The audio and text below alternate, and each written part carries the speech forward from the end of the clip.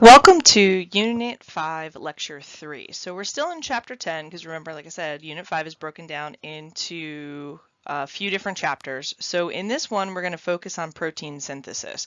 So remember we talked about DNA is the instructions to make your proteins. So we discussed the nucleic acids, and then now we're going to focus on the proteins. Okay, so the one thing about proteins is that they're really, really important. 8 types of proteins. Okay, we talked about enzymes, so lactase, amylase, pepsin, all of those that you looked at in last chapter, in last unit. So then we also have structural. So these are your tendons, your ligaments, the things that hold you together. All right. We have contractile, which is what you guys usually think of when you think of protein, is because that's what everybody says. You need protein to build muscle. The contractile proteins are actually your muscle fibers. So they're what cause your muscles to expand and contract and help you move. Then your proteins are your defensive proteins. So this is part of your immune system, your antibodies. Transport proteins like hemoglobin. So hemoglobin is a transport protein that's in your red blood cells. And what this does is this actually transports the oxygen from your lungs to the rest of your body. Your receptor proteins we talked a little bit about when we talked about receptor-mediated endocytosis. Most of these are on your cell membranes. Okay, and they're used to either grab onto a molecule like cholesterol in that receptor-mediated endocytosis, or they can just be a receptor protein that receives number 7, which is your signal proteins. Your signal proteins, a lot of these fall into your hormones. And what they are is they're basically just different ways. So you have your nervous system, which sends messages really, really, really fast. But then you have your hormones and some other signal proteins that actually send messages that are a little more long-term, but they happen slower. Puberty. Okay, puberty is is your signal proteins sending messages to your other cells to do a lot of the things that happen with puberty. At night, when you sleep, part of your rest process is that your body sends out the human growth hormone, and what that does is that allows your body to heal, to grow, to repair any damage you did during the day. And then last but not least, there are storage proteins. So an egg is protein. The white is a storage protein that helps feed the developing chicken. Okay, it gives it the amino acids it needs. Proteins, okay, if you haven't gotten it from this list, but proteins do everything in your body.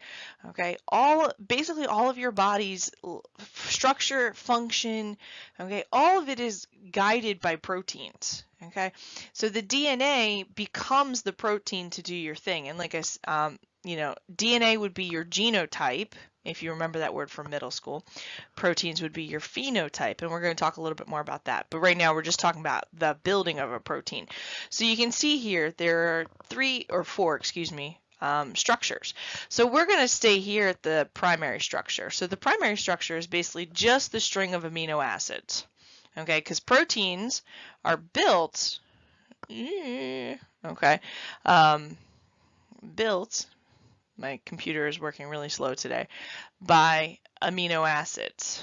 Okay, all right, and there's a bunch of different amino acids. There's 20 different amino acids, so we're going to talk about that. Now, with this process, we're going to do it in class quite a few times.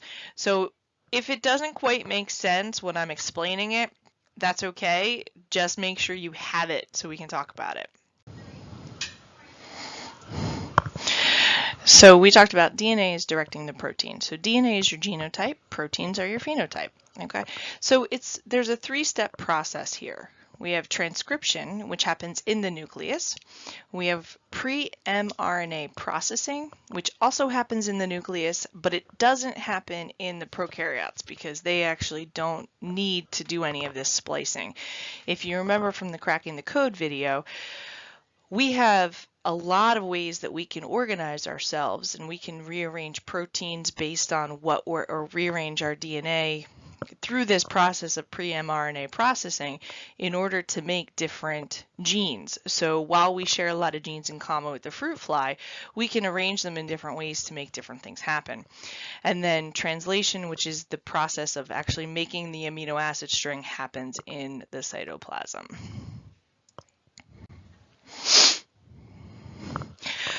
Transcription is basically just like DNA replication. So we have to go from a 5' to a 3', and we use the template strand. In this case, we have RNA polymerase instead of DNA polymerase. Does the same thing, basically just adds on nucleotides in the right order. So we have 3 steps here as well. Initiation, which is where we open it up and we can attach to the promoter, which is in our case, we're just going to call it the TATA box. There's a lot of different details that go into it, but we're just going to stick with the TATA box. Elongation, which is where RNA polymerase just adds on new nucleotides. Termination, whereas we get to a terminator, okay, and that terminator basically tells RNA polymerase, stop, we've reached the end of the line. Okay, so we have promoter and terminator are very important words here to remember. Sorry, my computer's working really slowly. Okay, so then inside the nucleus of eukaryotes, we have pre-mRNA processing, which is where introns are removed and exons are spliced together. So the exons actually code for a protein. So that's the stuff that actually codes for a protein. Okay, so we put them together, and we can put them together in a lot of different ways to make a lot of different proteins. Okay, so out of the same DNA code, we can rearrange it in a bunch of different ways, which is really cool. We add the 5' cap. So the 5' cap is basically the directions. So once the mRNA leaves the nucleus, the 5' cap tells it where to go. Okay, do you have to go over here to be translated? You have to go over here to be translated, or whatever. It gives its directions. Then we add a 3', what's called a poly A tail. So it's basically a whole lot of A nucleotides in a row. And if you ever played the snake game on the phones or on the computer or whatever, where your snake, basically gets shorter and shorter or longer and longer depending on what you're doing, it's basically like that. So it's a timer for translation. So once the mRNA goes out into the cytoplasm or the endoplasmic reticulum, what happens is those A's start falling off the back end, okay? And as those A's come off, that shortens how much time it has until it gets translated. Once all of those A's are off, the mRNA basically degrades and it can't get translated. So it's a timer for translation. These will not be part of any word problem, okay, when we talk about transcription and translation when I give you a strand of DNA, but you do need to know these happen, okay? They will be on your test.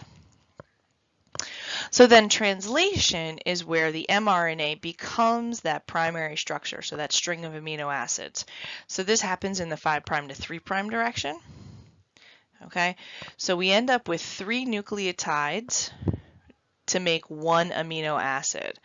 And we're going to use a codon table, and I'll show you how it all works out. But the 3rd nucleotide is actually known as the wobble position because there's a lot of variation that can happen there.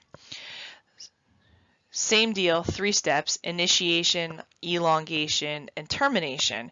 However, instead of promoters and terminators, we have the start codon and we have the stop codon. Okay, so 3 nucleotides is a codon, okay, and each codon equals 1 amino acid. All right, and so like I said, we'll look a little bit more at that in class. This is a lot easier to explain while we're doing it, but just so you have the vocabulary and you have the basics. So when we go through translation, we end up having 3 sites. We have the A site, the P site, and the E site. So the A site means, activate. This is where we bring in the new amino acid. Okay, we match up the new codon. The P site has the growing polypeptide, which is just a generic term for protein. And then the E site is the exit. So during the course of this process, okay, we go in, we switch it around, all right, we're empty, we leave, it's just kind of like a step-by-step reading frame. So here's your codon chart. Okay, and like I said, I told you we would practice this a lot more. So if you don't quite get it yet, that's okay, but I want you to practice it. So use the codon chart, excuse me. First and foremost, you're going to go from DNA to mRNA. So that's basically where you're going to come up with your complementary base. But remember, when we're talking about RNA, instead of T, we're going to put a U. So remember, we're going to... Oh, my computer's doing something weird. Hold on, guys. Okay, if we're going to put in... We're going to match it up with a U. Holy crap, I don't know what's happening. Okay. And if we have a G, we're going to match it up with a C. Okay, so that's your first step. Create your mRNA. And then, I hope this works. And then your mRNA, for every 3, you're going to use your codon chart. So first base, second base, third base. So 1, 2, 3. All right, and so you're going to put that in, and we'll see what happens. All right, I will see you in class. Bye-bye.